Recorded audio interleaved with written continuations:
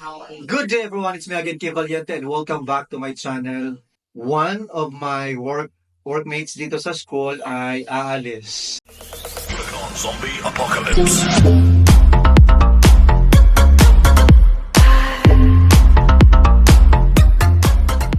So mga kaibigan, again, every day is a special day. One of my workmates dito sa school ay aalis.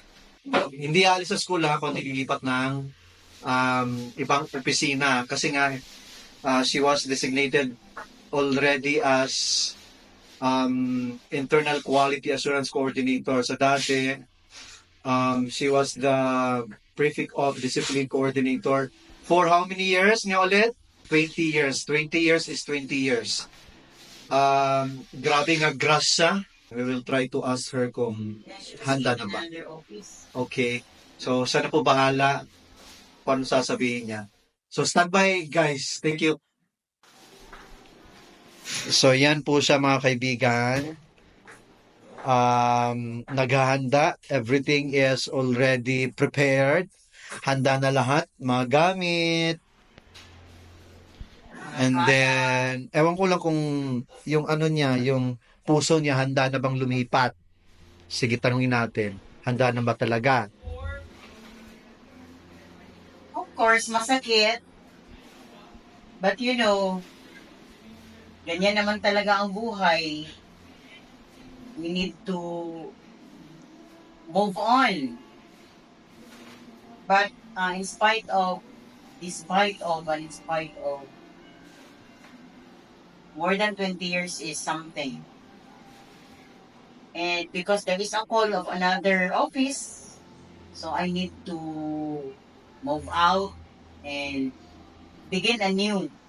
Because 20 plus years as prefect of discipline is something, and it's my life, and I cannot even imagine my life not as the prefect of discipline. But like I said, ganyan naman talaga ang buhay. We need to always say yes, and hindi naman na we forget about what is before, but I need to get used to the new assignment that the administration is given to me. Of course, thank you for the trust.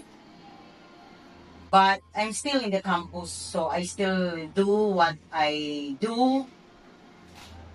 And I've been in this office for not 20 years, but more than 10 years. Maybe for this office alone, mga more than 10 years, mga 12 years siguro. I reside in this office. It becomes my second home. I will just miss this office. So from the beginning of the class, that's July 15, until now, it's September. Of course, the administration is preparing the next office that I will move on to. So since parang tapos na, the preparations are made. So I'm also excited to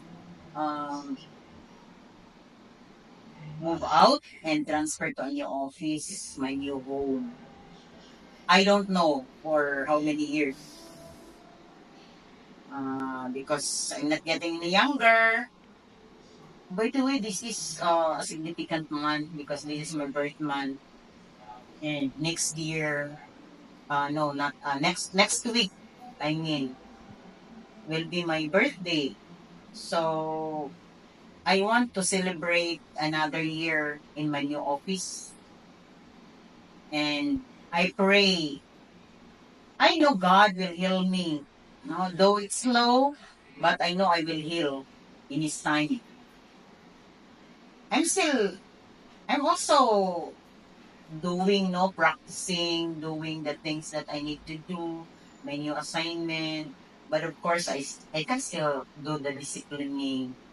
But of course, another person is already assigned to my work. So all I need to do is to support him and help him, deliver the word. Because nobody is indispensable in this world. I know that. But nakakamiss din. Nakakamiss lang. Because it has been my life for decades. if you say 2 decades, yeah, it's more than 2 decades because that's 20 plus years. Because this is my 32nd year in SMART. So 20 more than 20 years of that 32 years is spent as prefect of discipline. So, not easy. Kayo na lang mag-analyze, na? It's really not easy. So, parang I am dragging my feet in going out of the office, but I have no choice. So like I said kanina, murag ka gadali, ngano man. Because like I said, next week I'll be celebrating na my birthday and I promise na sana wala na ako dito in my birthday para I can start a new chapter of my life, of my journey. And para din yung next POD, you can have the office na. You will have the comfort no of the office. Kay syempre nagulat na sad siya kay wala sa iyo opisina gyud. Kawawa din naman si Sir Ronald. So unsa man kanang tawag ani oy, unsay feeling nga you are going to handle bigger responsibility? I accepted the challenge. So bring it on.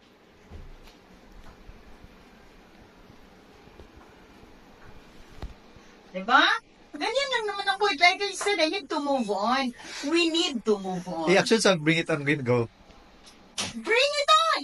I'm ready! So yan guys, sabi ko nga kanina, mga gamit handang-handa na. Ang kulang na lang mga tao, dapat magpatulong ka sa mga tao, no? I started naman bringing my other stuff in the new office. So, konti na lang. Dayon, my partner there also prepared the office, the personal computer, naka-install. So ready na. Oo, yesterday kasi si James nag-overtime din siya to prepare, no, the things. Pero di pa siya mabalhin. I don't know with him, basta ako I want to move out na para I can So tulo na yung opisina, faculty, dito, o diha. Dagan ka buo. Dagan kabuo. So kana lang, so siguro next time, or, I mean, kisay magtabag sa mo, ano magalasa? Kunti-kunti lang. Mga student, I will just Vince call. ka ng, hindi ka tumilason kang adlaw. Pwede po si Vince, maghakot siya gamay dito dal-on. Hindi ko kamay man, taga ihat, sa'yo, trabaho Para sa akin, kani, sure naman yun ako. Pwede ko ganyan dito, yan tuwid ko, anak. Tulong. Di ba? Ay, wait, magulang na ng kakana, bawal na sa'yo, Mansing.